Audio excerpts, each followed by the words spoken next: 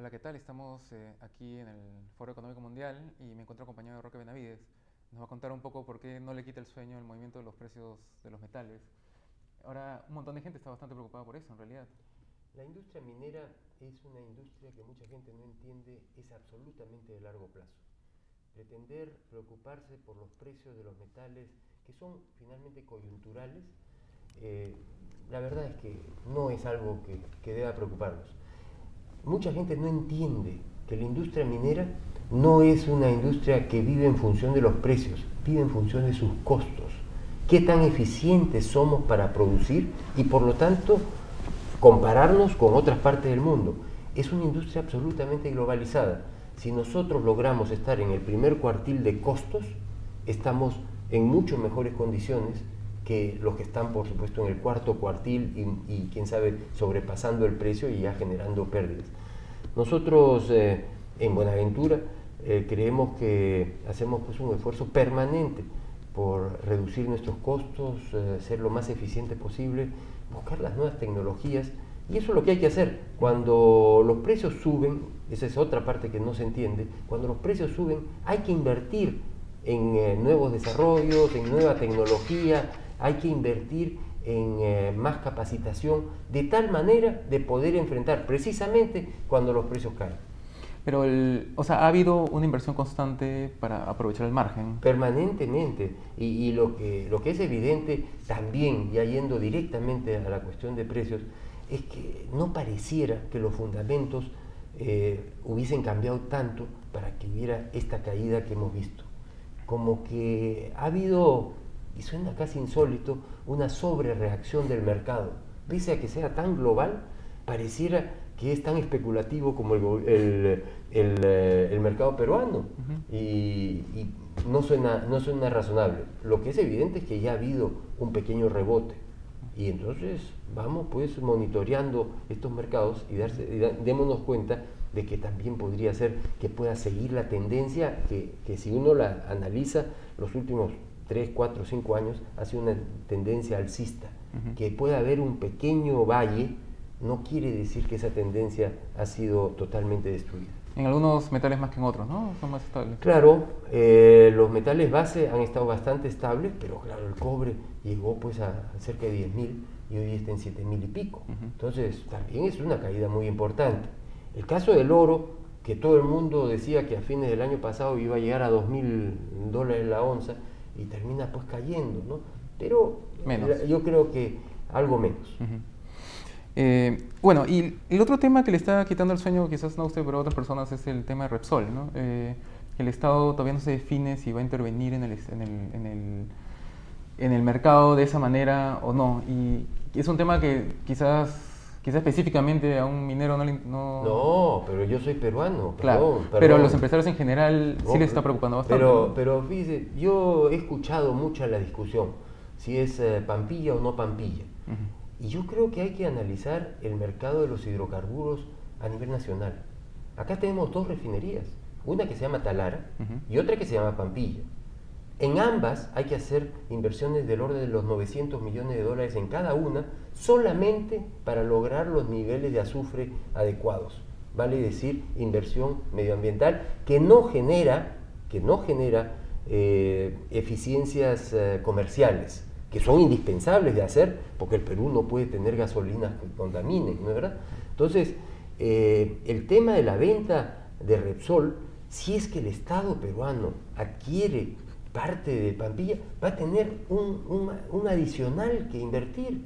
Yo creo que el Estado peruano tiene que concentrarse en Talara o privatizar Talara y lograr que haya competencia. Lo que le corresponde al Estado es generar mecanismos de competencia de tal manera de que haya un mejor servicio al consumidor, haya un mejor precio al consumidor. Se critica que las gasolinas y los combustibles en el Perú son caros. Pues hagamos más competencia. No invirtamos dineros que son indispensables para la salud, para la educación, para la infraestructura básica, para la seguridad, para la justicia, lo que dice nuestra Constitución. Yo creo que el Estado tiene tanto en qué invertir en esto de Pampilla. Cuando tiene Talara, eso no se viene mencionando, no lo escucho por lo menos, creo yo que todo no es lo más adecuado. Y todo lo que promete para la Pampilla no lo ha terminado de hacer en Talara todavía, ¿no es cierto? Pero es por el gran factor. Talara está en manos del Estado de toda la vida, desde la International Petroleum Company. Entonces, si no ha podido hacer eso, si no ha tenido las capacidades, me van a decir que van a tener las capacidades para invertir en Pampilla. No, pues, no seamos ingenuos. Y yo creo que el famoso dicho KISS, ¿no? Mantengamos las cosas sencillas. El Estado tiene que ocuparse de mucho en la economía peruana: salud y nutrición, educación, infraestructura básica, seguridad y justicia. Eso es lo que debe hacer, y por supuesto regular los mercados. No creo que deba usar recursos de la sociedad, que son escasos, en temas que lo puede hacer el sector privado y por supuesto más eficiente, y que el Estado puede generar esa competencia. Además de que en esos temas que mencionas, el Estado es eficiente cuando quiere, ¿no es cierto? En la promoción de la inversión en infraestructura, claro, en cierto momento fue bastante eficiente, claro, por el modelo que aplicaba, claro, lo cual te muestra que, o sea, puede hacer su labor bien si claro, es que se enfoca en aplicar los recursos correctamente, ¿no es cierto? Así es, y yo creo que cada zapatero es tu zapato. Yo creo que hay gente pues especializada en petróleo. Yo personalmente creo, focalizando la discusión en lo de Repsol, hay pues varios aspectos, ¿no? Yo entiendo que lo del gas ya salió, y eso de Solgas creo que se llama, ya fue vendido, pero está la Pampilla y están los grifos. Y la verdad es que Petroperú tiene refinería y tiene grifos. Por lo tanto, para efectos de regular precios, desde el punto de vista de llegar al consumidor, ya tiene los mecanismos. Y desde el punto de vista de los reguladores, también tiene los mecanismos. ¿Qué más necesita? No sé. Aparte que los grifos de Repsol, si se añade, el porcentaje de cobertura en el mercado sería pues mínimo, seguiría siendo mínimo como para afectar efectivamente el precio del mercado, y los precios que ofrecen los grifos de Petroperú ya son bastante, claro, están por debajo, digamos, del precio de competencia, ¿no? Ok, y con respecto, bueno, ya a Buenaventura, ¿cómo prevén este año, el 2013? Bueno, una vez más, Buenaventura, como empresa minera que cumple 60 años el año 2013, es una empresa que siempre está mirando en el largo plazo. Nosotros lamentamos, por supuesto, cuando el precio de la acción se ve golpeada y cae por efectos de precios, por efectos de también temas internos. El año pasado nosotros sufrimos el golpe, primero caída de precios, segundo también el tema del estudio de factibilidad de Chucapaca, también nos impactó. Lo de Conga también nos impactó. Si es que la gente cree que efectos de esas confrontaciones o de esos problemas no tienen impacto sobre las empresas, están equivocados. Nosotros hemos sufrido, y lo que estamos haciendo es trabajando en todos esos frentes. En el frente de los precios estamos trabajando en eficiencias, estamos trabajando en mejorar nuestras operaciones de tal manera de ser más competitivos. En el caso de Chucapaca estamos reevaluando el estudio de factibilidad que fue hecho en un tajo abierto, que resultó que el CAPEX era muy alto. Bueno, estamos evaluando las posibilidades de hacer un tajo abierto algo más pequeño, la posibilidad de ir en subterráneo para ir directamente a las leyes más altas, que también reduciría el CAPEX, o una mezcla de los dos. Y entonces, hacia fines de año esperamos, juntos con Goldfields, salir con un planteamiento de estudio de factibilidad. Ahí eso tendría un impacto positivo sobre Buenaventura. Y el caso de Conga, que por supuesto ha tenido una cobertura mediática enorme, es evidente que estamos trabajando. Chalhuagón, el primer reservorio, debe estar listo hacia fines de este mes, y debemos de trabajar en el reservorio de Perol. Creemos que eso nos va a permitir convencer a las comunidades de que van a tener más agua y que no va a ser agua estancada como lo que tienen hoy día. También estamos trabajando en Yanacocha específicamente, evaluando la posibilidad del desarrollo de Chaquicocha en profundidad, nuevas tecnologías para el tratamiento de cobre con oro, y todo eso nos va a contribuir. Nuestras operaciones directas van muy bien. Nosotros, como muchos saben, hemos puesto en producción 4 minas en los últimos 2 años. La Zanja, Tantahuatay, Mayay y Breapampa. Y en todos ellos estamos produciendo bien. Orcopampa va a producir unas 20.000 onzas de oro más este año comparado con el año pasado. Uchucchacua va a producir algo así como 1 millón de onzas más de plata este año comparado con el año pasado. Entonces, si bien no es fácil, es una operación compleja porque tenemos 12 operaciones, estamos trabajando muy fuerte para revertir, quién sabe, algunas cosas que hemos podido controlar y otras que ciertamente escapan de nuestro alcance. Ahora, con respecto al tema de Conga, ustedes, su planteamiento ahora es avanzar en el aspecto, digamos, técnico, ¿no es cierto? Avanzar en invertir en el agua, en el reservorio, de tal manera primero el agua y después la mina. Claro. Y por el lado político, ¿no ven necesario hacer...? Bueno, se ha venido trabajando, ustedes saben, minería, lo que se habla son de los círculos, ¿no?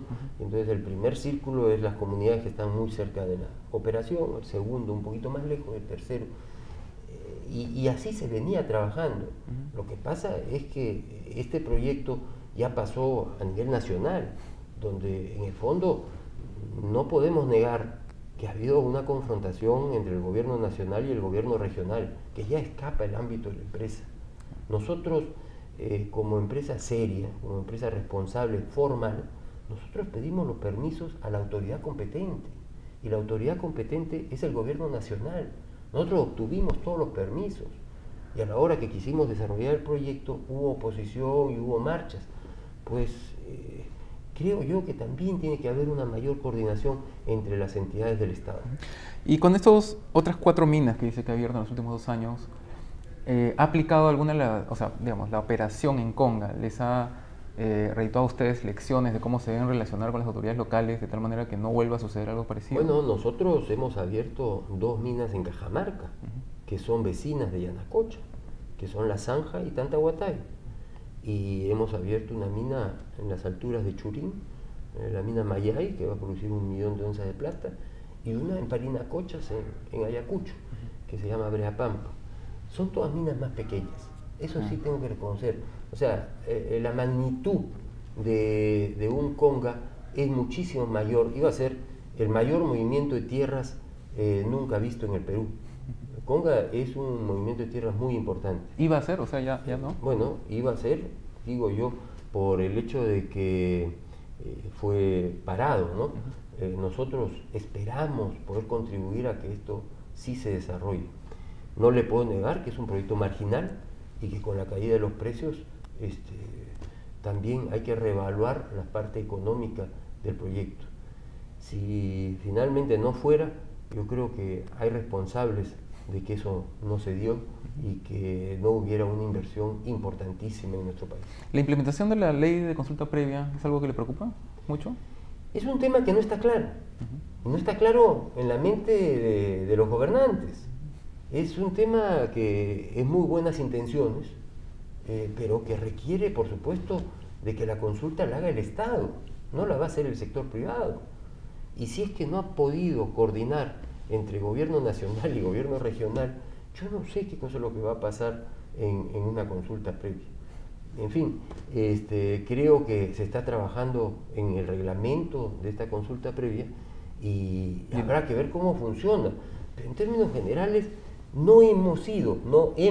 estoy hablando en plural, no hemos sido capaces como Estado, pues nosotros también somos parte del Estado, no hemos sido capaces de conciliar entre los distintos estamentos de la sociedad. Me van a decir que por una ley dada por el Congreso ya vamos a poder conciliar. La verdad que me cuesta trabajo. Sin embargo, el concepto es un concepto interesante que habrá que ver que todos asumamos nuestra responsabilidad, porque muchas veces se dice responsabilidad social empresarial y no se dice responsabilidad social compartida. Finalmente las comunidades, el Estado, los gobiernos nacional, regional, los gobiernos locales, las empresas, tenemos una responsabilidad social compartida que tenemos que enfrentar. El señor Porter habla del valor compartido. Nosotros en Buenaventura hablamos hace ya muchos años de responsabilidad social compartida. El concepto no es tan distinto. A mí me ha dado mucho gusto porque valor compartido significa beneficios compartidos, sí, pero tiene que venir con responsabilidad compartida. Claro, el tema de stakeholders. Todo. Ahora, la consulta previa supuestamente iba a ser el conflicto para eliminar todos los conflictos, ¿no? O sea, era una gran discusión que se iba a dar para ya no volver a meternos a pelearnos. Y me suena ideal. No sé si me suena real, pero yo no quiero sonar a que nos oponemos. Nosotros no nos oponemos, pero tienen que estar las reglas claras. En inglés se habla el rule of law, que todos cumplan la ley, porque muy bien, puede haber una consulta previa y de repente alguien se opone y cierra una carretera. ¿Qué cosa se va a hacer con ese señor que cierra una carretera después de una consulta previa? ¿Se le va a permitir el cierre de la carretera? ¿Se le va a permitir la violencia? Bueno, pero en ese aspecto sí hay que reconocer que hemos avanzado. Hace dos gobiernos habían muchos más bloqueos y había mucho menos persecución de los culpables de esa clase digamos, de desmanes, ¿no? Algo hemos avanzado, sí. Sin embargo, todavía nos falta mucho por avanzar. Cuando vemos todavía bloqueo de carreteras y que no pasa nada. Lo decía el ministro Merino hace 2 días en el inicio de esto del World Economic Forum. No puede ser que se paralicen proyectos y no hayan responsables, que en Conga hubieran muertos y no hayan responsables. ¿Qué cosa pasó? O sea, la ley para todos, para el más humilde y para el menos humilde. Usted también fue en algún momento presidente de CONFIEP, ¿no es cierto? Hace ya bastante tiempo. Yo dejé de ser presidente de CONFIEP el año 2001. Ah, 2001. Bueno, también ya hace 12 años. Más de 10 años. Eso para tiempo peruano es una infinidad, ¿no? Tantos cambios que han habido desde entonces. Así es. Y ahora el nuevo presidente de CONFIEP, el señor Miró, ha optado por una política un poco más agresiva, ¿no? Está participando García Miró, perdón, disculpen. Está participando mucho más de la discusión. Pero es que eso es lo que me tocó a mí hacer también. Le puedo asegurar que yo participé muy activamente. Que hayan habido presidencias que no lo han hecho tanto, es otro tema. Pero Alfonso García Miró está enfrentando los temas y está haciendo planteamientos muy concretos. Yo creo que está bien y hay que ser coherente. La política es servir y no servirse. La política es responsabilidad de todos los estamentos. Los empresarios no somos marcianos. Nosotros también tenemos que participar en la discusión política, porque la política es lo que nos permite ir avanzando más allá de las eficiencias económicas que por supuesto estamos gozando. Y resolver conflictos, supuestamente. Y resolver conflictos. Pero parecía que CONFIEP se está yendo más por el lado de ser más políticamente correcto y no pelearse con nadie. Que es algo que está pasando con la Sociedad Nacional de Minería y Petróleo, ¿no? Que está haciendo mucho más, está retirando, pareciera, no sé, esa percepción es como para analizarla. Yo no sé si la comparto. Creo yo que ha habido cambios en la Sociedad de Minería recientemente y escucharemos, por supuesto, de la señora Eva Arias, seguramente posiciones muy firmes. En el caso de Alfonso García Miró en CONFIEP, yo creo que es muy positivo que dé opinión. Finalmente, ni los políticos, ni los empresarios, ni los trabajadores, ni las comunidades, ni las ONG son dueñas del Perú. Somos todos dueños del Perú. Y por lo tanto todos tenemos derecho y responsabilidad. Mucha responsabilidad en dar nuestra opinión. A mí se me critica muchas veces por hablar demasiado en público. Yo, como lo he dicho ya muchas veces, yo nunca he pedido una entrevista. Usted sabe, acá no es que yo haya pedido la entrevista, ustedes me han pedido la entrevista. Y la verdad es que creo que hay que participar, dar nuestra opinión. La gente puede estar en contra de lo que uno diga, pero yo tengo derecho a dar mi opinión, tengo derecho a mostrar mi frustración, tengo derecho a ver un futuro para mi país, para mi hijo, para mi familia, para mí mismo, que he vivido toda mi vida en el Perú, ¿no? Ok, muchas gracias. No sé si quieres añadir algo.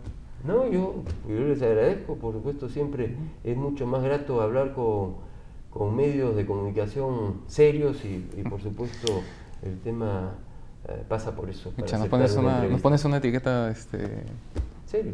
a la que vamos a tener que, ¿cómo se llama? Alcanzar, No, o sea, no, tener no. como horizonte. No, son serios, ¿Eh? son serios. Ok, muchas Muy gracias. bien. Bueno, hemos terminado.